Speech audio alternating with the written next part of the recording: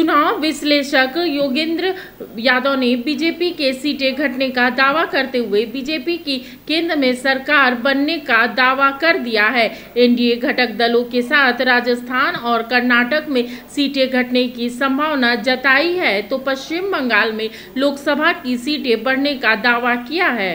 लोकसभा चुनाव के बीच राजनीतिक कार्यकर्ता योगेंद्र यादव अपने आंकलन को लेकर लगातार चर्चा में है। योगेंद्र यादव के इस वीडियो के अनुसार बिहार में सीटें कम जाएगी एनडीए की।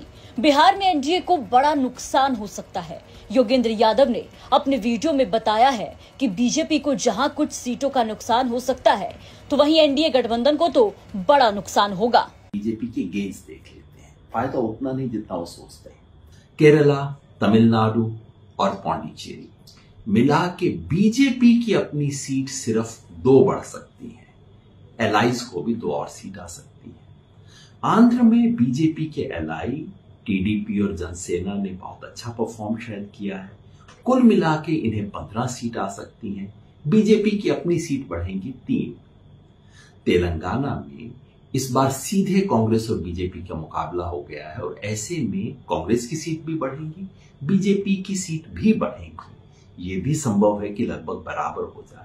मान लीजिए 4 सीट बीजेपी की और बढ़ गई, पहले ही 4 थी, 8 पे पहुंच गई। उड़ीसा, बीजेपी के पास ऑलरेडी 8 सीटें हैं, 4 सीट और बढ़ सकती हैं। विधानसभा में हारेंगे लेकिन लोकसभा में उनकी परफॉर्मेंस इंप्रूव होगी। कितना फायदा हुआ कुल मिला के? 13 सीट का। अब दक्षिण भारत के बाकी बचे हुए राज्य पे आ जाइए। कर्नाटका, खाली कर्नाटका में बीजेपी को कम से कम 13 सीट का नुकसान है। 25 सीट बीजेपी के पास है, एक उनके सहयोगी के पास थी।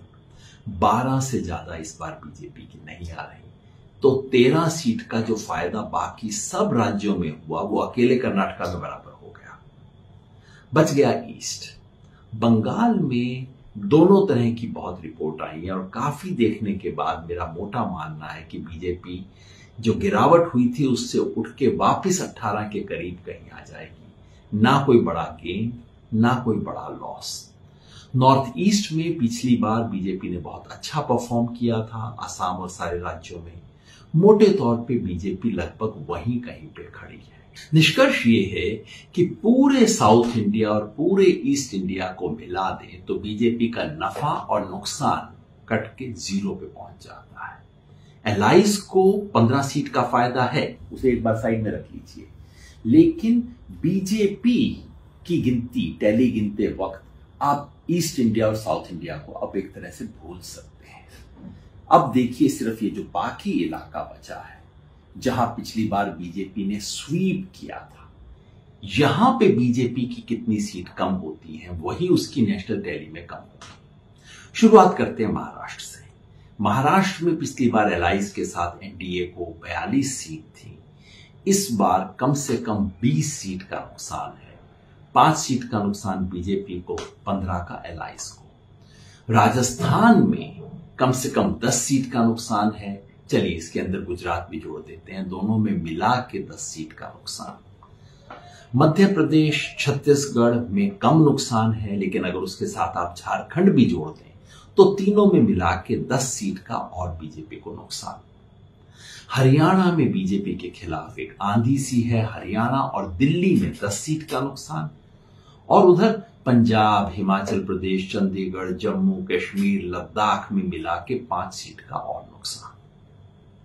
बच गया उत्तर प्रदेश और उत्तराखंड, जहां मेरे अनुमान से बीजेपी को कम से कम 10 सीट का नुकसान है। बिहार में बीजेपी और उसके एलाइज को पिछली बार 40 में से 39 सीट थी, कम से कम 15 सीट का नुकसान है। 5 सीट का बीजेपी को, 10 सीट का नुकसान उसके एलाइज को। अब इस सारे को जोड़ के देखते हैं। कुल मिला के बीजेपी को 55 सीट का नुकसान, मतलब पिछली बार 303 से 248, और बीजेपी के सहयोगियों को यहां 25 सीट का नुकसान, लेकिन पहले 15 सीट का फायदा था, तो नेट 10 सीट का नुकसान। इस आधार पे मैं कहता हूं बीजेपी 240 से 260 के बीच में कहीं, और बीजेपी के सहयोगी 35 और 45 के बीच में से कहीं। मतलब ये कि ये चुनाव पलट चुका है। आपको बता दें कि पिछली बार लोकसभा चुनाव में बिहार की 40 सीटों में से एनडीए के खाते में 39 सीटें आई थी। राजनीतिक कार्यकर्ता योगेंद्र यादव के इन दावों में कितना दम है, ये तो 4 जून को पता चलेगा। मिनी लंदन, मैक्लुस्कीगंज, प्रकृति की गोद में बसा ड्रीम डेस्टिनेशन आपका कर रहा है इंतजार। आइए अपने यादगार लम्हों को बिताइए ड्रीम डेस्टिनेशन में। राजधानी रांची से महज 50 किलोमीटर दूर आपका अपना ड्रीम डेस्टिनेशन।